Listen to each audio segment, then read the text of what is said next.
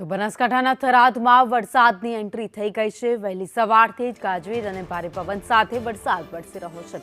થરાદ શહેરમાં 1 ઇંચ કરતાં વધુ વરસાદ ખાબક્યો। તો જમડાલ, ડોરવાડા, નાગલા, ડોડગામમાં પણ વરસાદ વરસ્યો। તો ભોરોલ, પીલુડા સહિત ગ્રામ્ય વિસ્તારોમાં વરસાદ નોંધાયો છે। નીચાણવાળા વિસ્તારમાં વરસાદી પાણી ભરાઈ ગયા છે।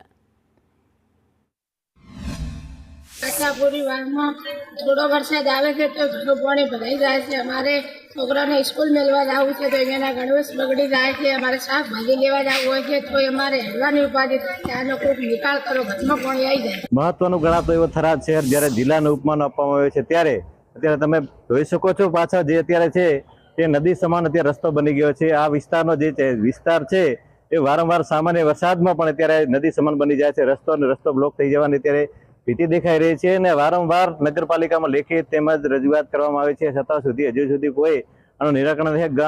અહીંના સ્થાનિકો બધા છે ને તે જણાવી રહ્યા છે કે કોઈ અત્યારે અમારા નિકાલ થતો નથી। જાતે ગટરની અંદરથી ઢોકણું ખોલીને સાફ કરવું પડે છે અને ગટરની અંદરથી પાણીનો નિકાલ કરવો પડે છે।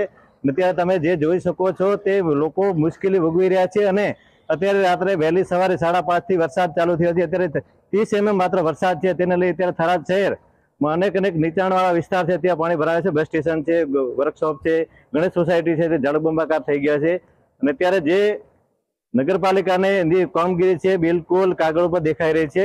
અત્યારે સ્થાનિકોનો આક્ષેપ છે। સંદેશ ન્યૂઝ, દેવરા મિસ્ત્રી, થરાદ।